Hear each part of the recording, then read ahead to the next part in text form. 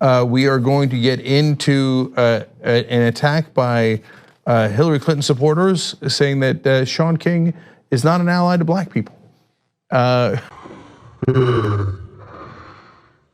that the black is white and white is black and the sky is green and the grass is blue. Buffalo's a dope animal, like, I mean. Yeah, it's super cool, yeah. By now, I'm sure you've all heard about what Cenk's nephew, Hassan Piker, said on Twitch about America, 9/11, and Texas Representative Dan Crenshaw. Cenk later had Hassan on the show to give a classic apology, not apology, where Hassan offered a litany of excuses. No, I didn't say Americans deserve 9/11, I said America deserves 9/11. Right, but that's still wrong. And in that moment, well, maybe you can chalk it up to English being my second language or whatever you want to chalk it up to. Obviously, I disagree with Hassan, and I think that what he said is gross. But it's actually not too far off from the stuff he usually says on the network. You see, Hassan is a communist. That's not hyperbole. He even has his own show on TYT called Agitprop, which stands for Agitation Propaganda, a term that was coined by the Communist Party in the Soviet Union. On this show, Hassan brings on his comrades to talk about how they're going to overthrow the capitalist dogma and what life will be like in the workers' paradise. Now, this is something that liberals and conservatives alike kind of agree on, where they think anti-fascism is bad, Antifa is bad.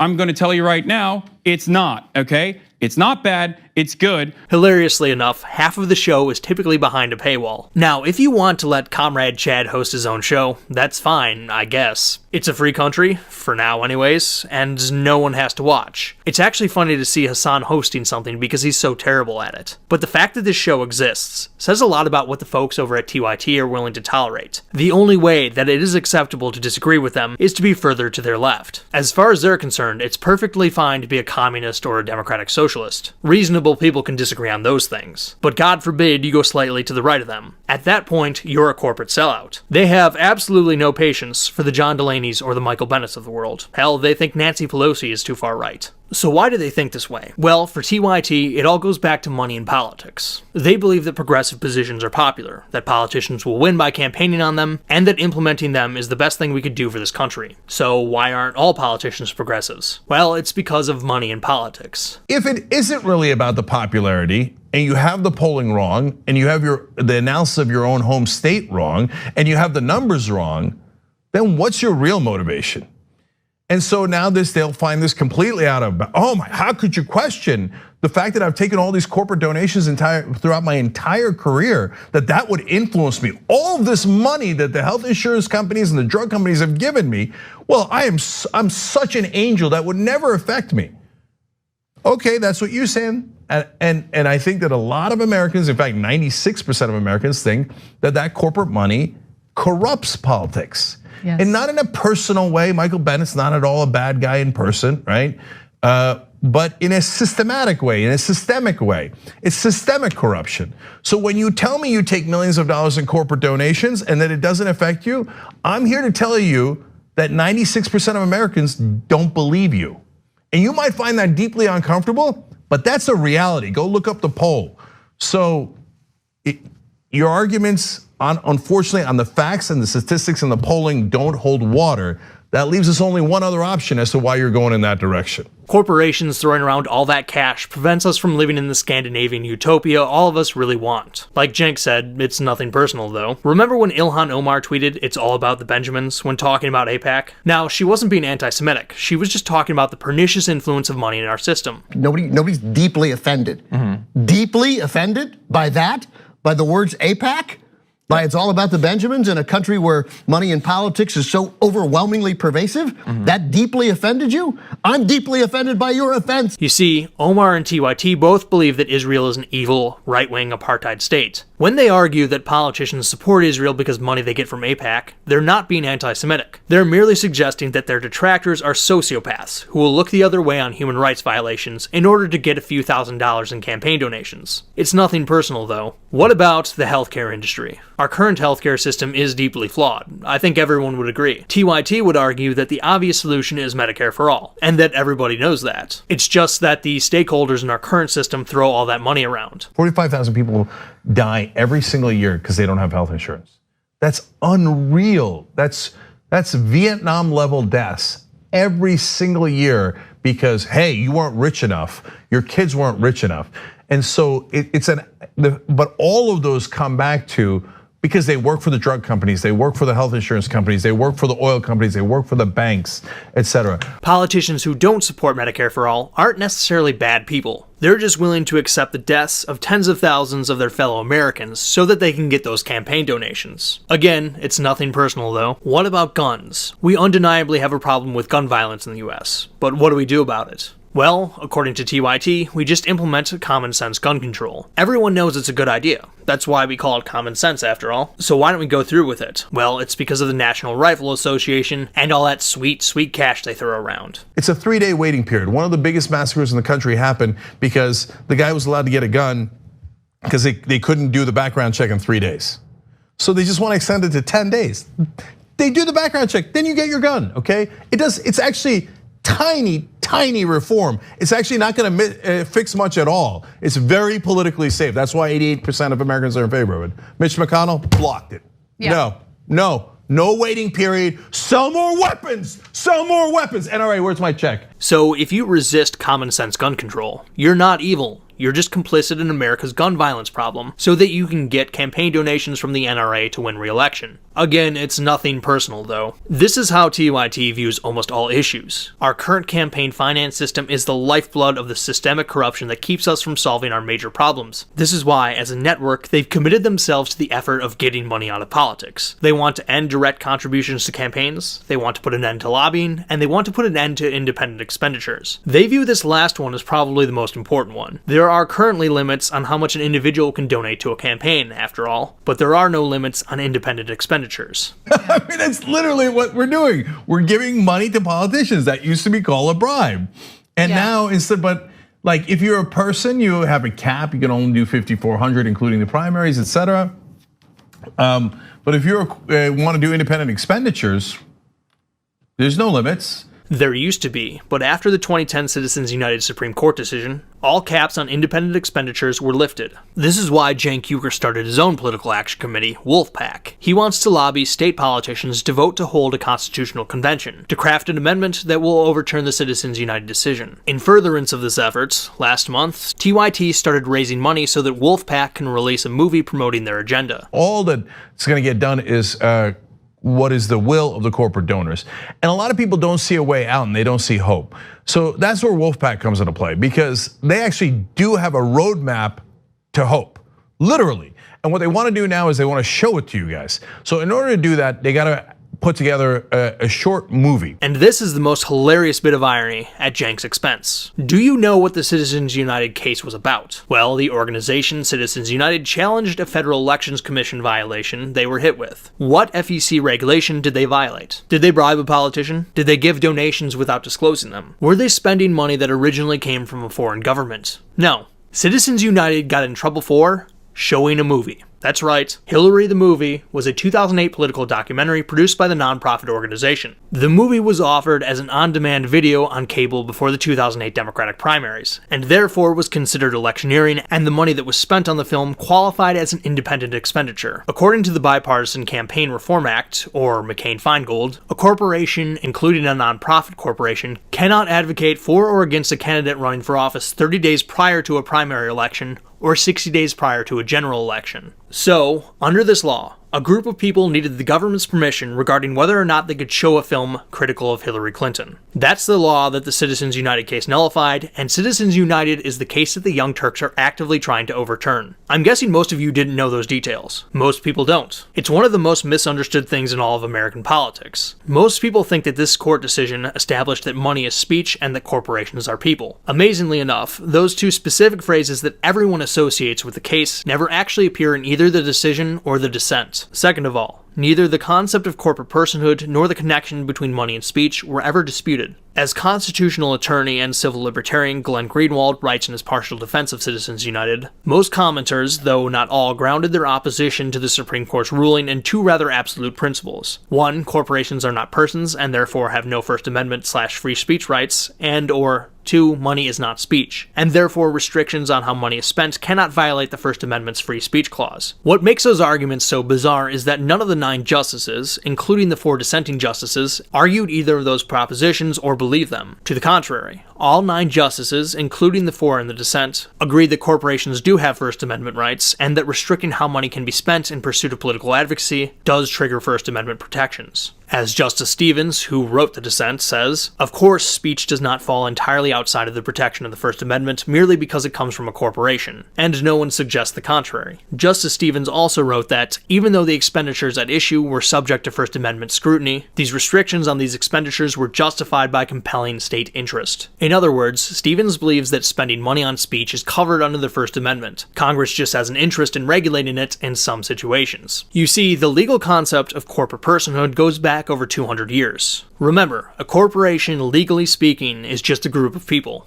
Yes, it includes large, multinational, for-profit corporations like Walmart and ExxonMobil. But it also includes labor unions, nonprofit corporations like the ACLU, which endorsed the Citizens United decision, by the way, and small, limited liability corporations. Granting these entities constitutional rights is simply predicated on the idea that individuals don't sacrifice any of their civil liberties when they form into groups. Again, as Greenwald writes, "I'll ask again of you and anyone who claims that since corporations are not persons, they have no rights under the Constitution. Do you believe the FBI has the right to enter and search the offices of the ACLU without probable cause or warrants, and seize whatever they want? Do they have the right to do that to the offices of labor unions? How about your local business on the corner which is incorporated? The only thing stopping them from doing that is the Fourth Amendment. If you believe that corporations have no constitutional rights because they're not persons, what possible objection could you voice if Congress empowered the FBI to do these things? Can they seize the property, the buildings and cars and bank accounts, of those entities without due process or just compensation? If you believe that corporations have no constitutional rights, what possible constitutional objection could you have to such laws and actions?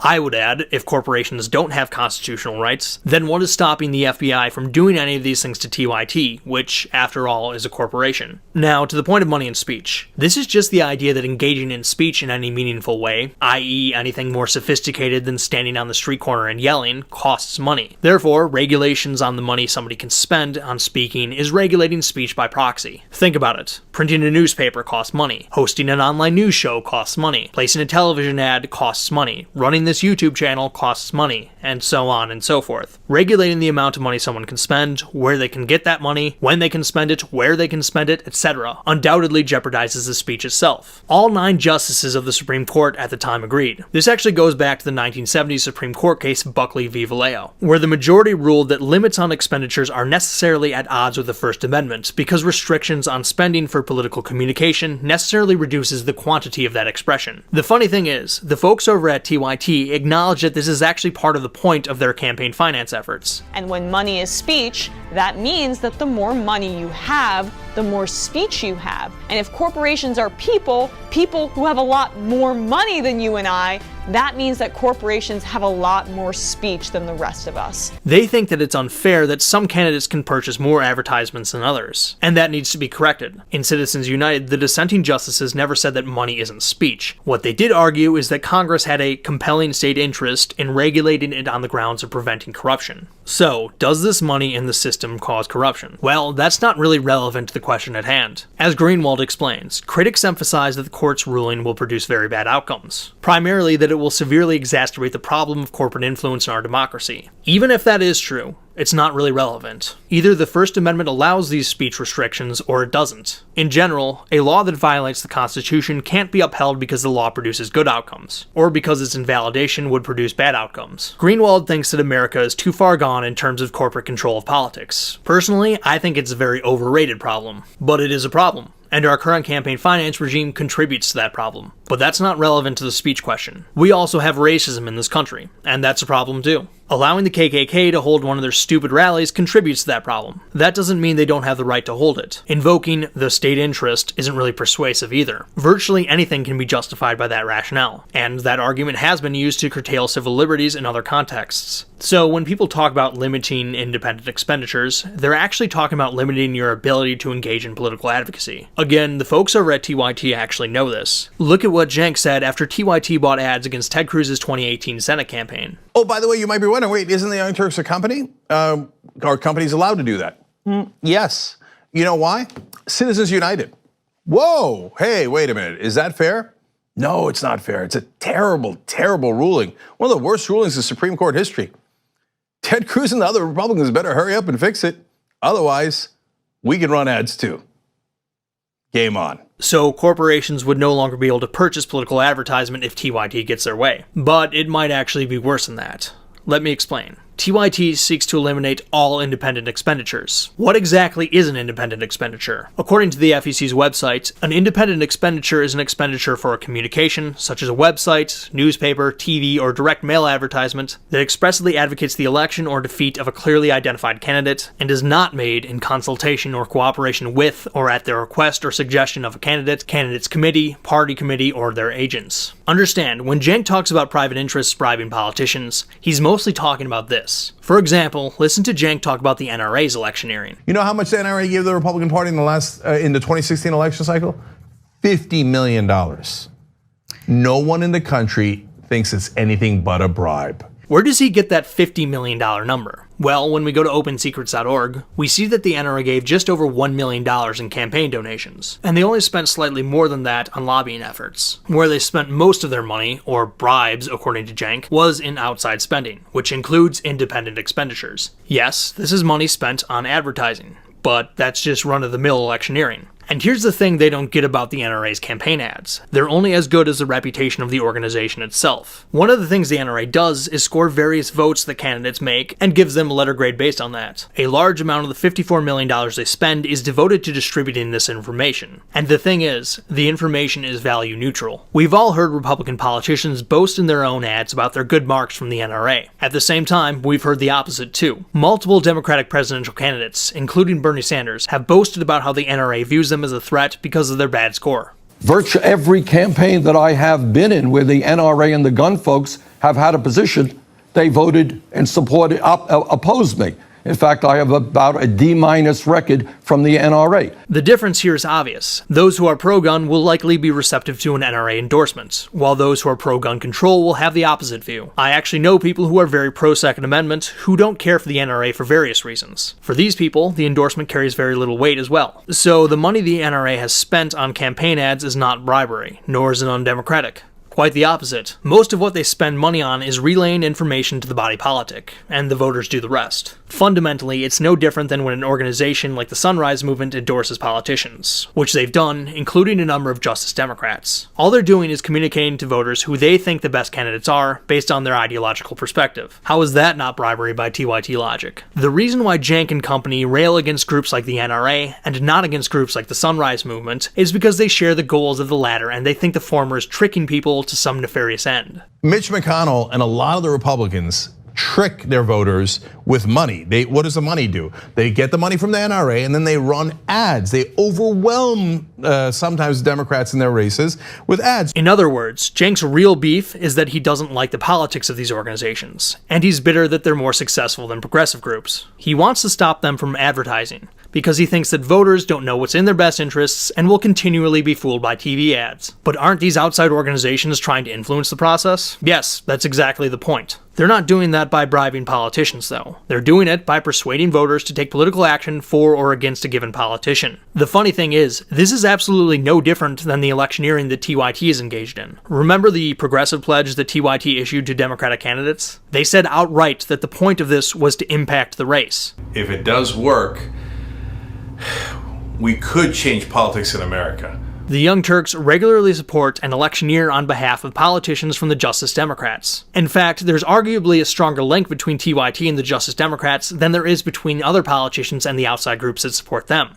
With the Justice Democrats, there's direct coordination. Kyle Kulinski, co-founder of the Justice Democrats, has even said that TYT and Secular Talk were supposed to be the media arm of the organization. I was a co-founder of Justice Democrats, and outside of being a co-founder, I wrote the platform, and then also, basically Cenk and I are the marketing arm of Justice Democrats, where we have large audiences and we tell everybody, hey, this is what we're about, this is what we're fighting for, you should get involved. They still functionally serve that role, even though Kyle and Cenk are no longer formally involved with the organization. TYT often talks about media coverage given to candidate Trump during the 2016 election in terms of dollar amount. And according to IQ Media, a media monitoring service, the advertising value of that hour and 14-minute long play by Fox News was $1.9 million that they handed to Donald Trump by playing that. So why is it okay for TYT to spend money making videos to plug Justice Democrats like AOC and others, but it's not okay for an organization to spend money to produce a commercial and air it on TV? Functionally, what is the difference?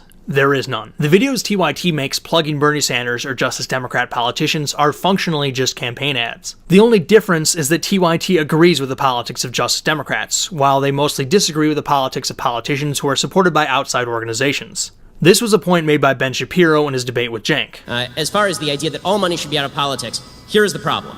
Okay, TYT, we both have corporations, and we expound upon politics every single day. And we motivate thousands of people, right, every day, on both sides of the aisle. That is effectively an in-kind contribution. Now, you campaigned with Bernie Sanders. Did you do it because you expected, that's fine. Did you do that because you supported Bernie Sanders, or did you do that because you expected some gimme for TYT in return?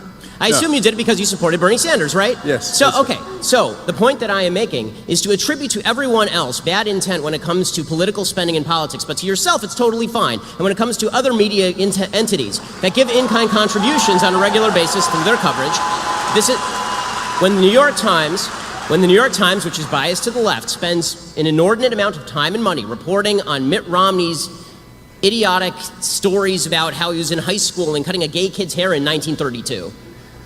If you're saying to me that that is less impactful on the political sphere than a corporation, which is a group giving money to a political candidate for purposes of supporting that candidate, I fail to see how you can say for yourself that you are innocent in this, but everyone else is guilty. I don't believe that. Either everyone's guilty or everybody is innocent, or if you can find the actual cases of guilt where there's a quid pro quo, then we agree, that's prosecutable. By the way, one of the reasons that media companies like NBC and the New York Times were able to operate as they did during the McCain-Feingold era was because the law erroneously made specific exceptions for media companies. So, fundamentally, at the heart of this whole money in politics issue is just regular TYT nonsense. Cenk thinks that money put forward for libertarian or conservative or even moderate Democrat causes is quid pro quo by definition, because no one would ever actually genuinely support any of those causes unless they were bought off. This is why it's okay when TYT advocates for progressive politics, but it's corruption when right-wing actors advocate for their agenda. They like to play hardball. We like to play hardball. We're not your daddy's liberal, okay?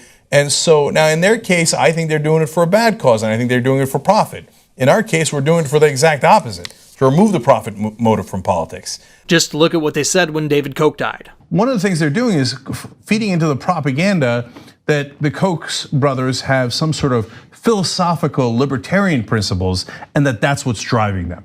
No, corruption is driving them. All of that money he spent in electioneering and on organizations like Cato and the Reason Foundation wasn't because he actually believed in libertarian ideas. It was because he wanted to enrich himself. David Koch is no angel, but their only evidence that this was his broader goal, as far as I can tell, is that he held libertarian politics. Yet when TYT, which has received millions of dollars in investments, plugs progressive ideas, it's because they're virtuous and they actually care about other people. And their evidence that they actually care about other people is that they hold progressive politics.